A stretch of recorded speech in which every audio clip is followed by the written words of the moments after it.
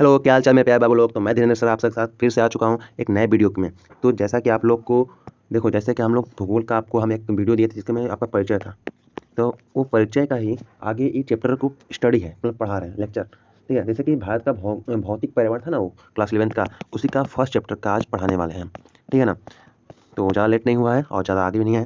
Chapter start एकदम शुरू से है। तो आप लोग अगर कोई नए हो तो आगे पूरा विश्वास करके पढ़िएगा। मैंने क्या कहा था, आपको सबसे पहले विश्वास बनाना पड़ेगा। ठीक है, बिना विश्वास में कहीं भी आप टिक नहीं सकते हैं, कहीं भी आप नहीं जा सकते हैं, क्योंकि आपको विश्वास करना पड़ेगा। ठीक है, आगे तकते हैं। जैसे कि अध्याय 1 का चैप्टर 1 का जो है ना, इसको देखो। यहाँ पर कह रहा है कि पिछली कक्षाओं में आपने भारत के मानचित्र को देख चुके हैं। मतलब ये कहना चाहता है कि अपने पहले वाले कक्षा में जो था ना, 11th पढ़े तो 10th क्लास में आपने भारत का नक्शा देख चुके हैं। तो अब आप भारत के मानचित्र को 1.1 को जरा गौर से देखिए और इसका अक्षांशीय और देशांतरीय विस्तार ज्ञात कीजिए। अच्छा, कुछ बच्चों को एक चीज़ का डाउट रहता है कि अक्षांशीय और देशांतरीय क्या है। तो कोई यहाँ पे इंग्लिश मीडियम कोई बाबू है, इंग्लिश मीडियम कोई बाबू होगा तो उसने पढ़ा होगा लॉन्गिट्यूड और लैटिट्यूड, या कसम लैटिट्यूड या लॉन्गिट्यूड। और हिंदी मीडियम तो अक्षांश और देशांतर तो बचपन से पढ़े होंगे, या 9th या 10th से तो पढ़े ही होंगे। तो अक्षांश क्या होता है, एक मान लो कि पृथ्वी है, और ये जो है ना पृथ्वी पर हम मतलब कह सकते हैं, जो पृथ्वी है भूमध्य रेखा है। ठीक है, भूमध्य रेखा क्या है, और भूमध्य रेखा पर इसी के समानांतर सब रेखा जाती है। इसको कहते हैं, क्या कहते हैं, पूर्व से पश्चिम की तरफ जाती है। और इसको क्या कहते हैं हम लोग ना, इसको कहते हैं अक्षांशीय। और एक होता है नॉर्थ से निकलती है और साउथ से चल जाती है। देखो ये क्या होती है कि एक बिंदु से निकलती है, एक दूसरे बिंदु जाकर मिल जाती है। ये होता है देशांतर। ठीक है, ये ऊर्ध्वाधर होता है, ये क्षैतिज होता है। जो अक्षांश होता है क्षैतिज होता है, और जो देशांतर होता है ऊर्ध्वाधर, तो खंभे की तरह खड़ा होता है। ठीक है, देखो देशांतर का होता है कि नॉर्थ पोल से, मतलब जो उत्तरी पोल है उसको साउथ पोल से, मतलब दक्षिणी ध्रुव से मिलाता है। ठीक है, इसी से हम लोग का ग्रीनविच टाइम इसी पर निर्धारित है। ठीक है, आगे देखते हैं, आगे चलते हैं। तो कह रहा है कि 1.1 नक्शा कह रहा है ना, 1.1 चित्र को देखना है। चलो चित्र 1.1 पर देखते हैं। देखो यही वो चित्र है जिसको देखने के लिए कह रहा है, बड़ा गौर से छोटा कर देना है, आपको दिखेगा, दिख रहा है, दिख रहा है ना। ठीक है, तो इसमें देखो क्या है कि इसमें दो चीज़ बातें बोल रही है। क्या बातें बोल रही है कि आपको क्या बोला था उसमें, अक्षांशीय और देशांतरीय, यही ना बोला था। क्या बोला था, अक्षांशीय और देशांतरीय। ठीक है, तो देखो जो यहाँ तक है, नीचे आते हैं, थोड़ा सा इसको बड़ा करते हैं समझने के लिए। ठीक है ना।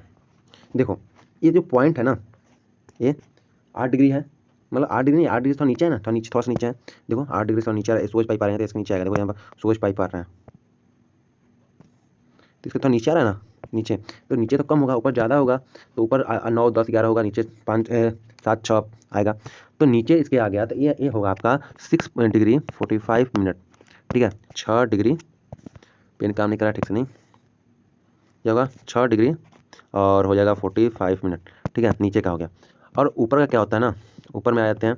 ऊपर में देखो दिया है 36 दिया है, नहीं दिया ना 36। ये 36 के ही आसपास में होता है, थोड़ा मोड़ा आगे ऊपर नीचे हो सकता है। ये हो सकता है 37 हो जाए। ठीक है, 37 ये हो सकता है, थोड़ा मोड़ा ऊपर हो जाए। ठीक है, और आगे आते हैं। तो इधर देखो, इधर देखो, इधर देखो, यहाँ तक, यहाँ तक फैला हुआ है, कैसे बड़ा छोटा है। तो 68 है, 68 उधर जा रहा है ना, मतलब ये जा रहा है आपका 66 के इधर आसपास आ रहा है। ठीक है, और इधर जो आ रहा है हम लोग का 97 के आसपास आ रहा है इधर कुछ। ये सोच नहीं ना, ये सोच देखो इससे थोड़ा निकला हुआ है, तो 97 के आसपास आ रहा है। ठीक है, तो यही कह रहा है कि आपका फर्स्ट पेज में क्या करा था कि आपको अक्षांशीय और देशांतरीय विस्तार निकालना था। ठीक है, मतलब चारों तरफ का बिंदु पार, तो उसको मापना है। क्या आप, अब आगे देखते हैं, क्या आप इसके दक्षिणतम एवं दक्षिणतम एवं उत्तर अक्षांशों और सबसे पूर्वी और सबसे पश्चिमी देशांतर चिन्हित कर सकते हैं। तो ये तो बहुत आसान था, जैसे कि आपको हम देखा है।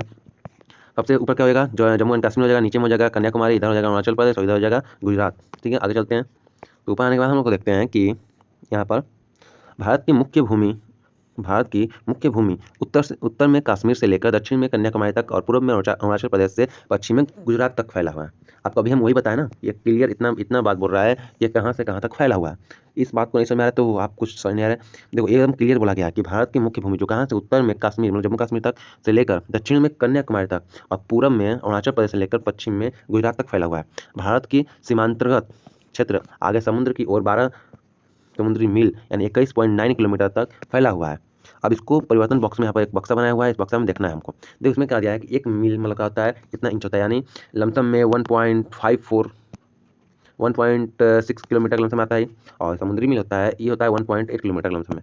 ठीक है, यहाँ मिटा देते हैं, यहाँ पे लिखते हैं 1.8 किलोमीटर लमसम होता है। ठीक है, इसके नीचे दिया है एक मानक मील बराबर, ये इंच में दिया है, 1 किलोमीटर को यहाँ दिया है 1.6, यहाँ पे लिखा है 1.6 किलोमीटर यहाँ पे हो गया, लमसम में होता है, लगभग में। और ये देखो ये होता है समुद्री मील होता है 1.824 किलोमीटर होता है। ठीक है, उसको राउंड अप करके 1.8 लिखा है। तो अच्छा ठीक है, तो 12 मील का आता था, 12 मील का गुणा करेंगे तो आएगा 21.88, सॉरी 888 आएगा, हाँ 888 आएगा। और इसी को राउंड अप करेगा तो 21.9 लिखा है राउंड अप करके। ठीक है, आप लोग मल्टीप्लाई करके देख लीजिएगा, गुणा मतलब कर रहे हैं हम कि इतना में इसका मतलब इतना में 12 का मल्टीप्लाई करके देख लेना, आएगा 21.888 आएगा। ठीक है, आगे चलते हैं कि हमारे देश की दक्षिणी सीमा बंगाल की खाड़ी 6 डिग्री 45 मिनट उत्तर अक्षांश के साथ निर्धारित है। अच्छा हम आपको अभी बताया ना, यहाँ बताया ना, ये सोच नहीं है, सॉरी ये सोच नहीं है, इसके नीचे तक आएगा 6 पॉइंट कुछ 6 डिग्री कुछ आएगा, तो वही 6 डिग्री 45 मिनट था, तो वही बात कर रहा है यहाँ पर। ठीक है, उत्तरी अक्षांश पर निर्धारित है।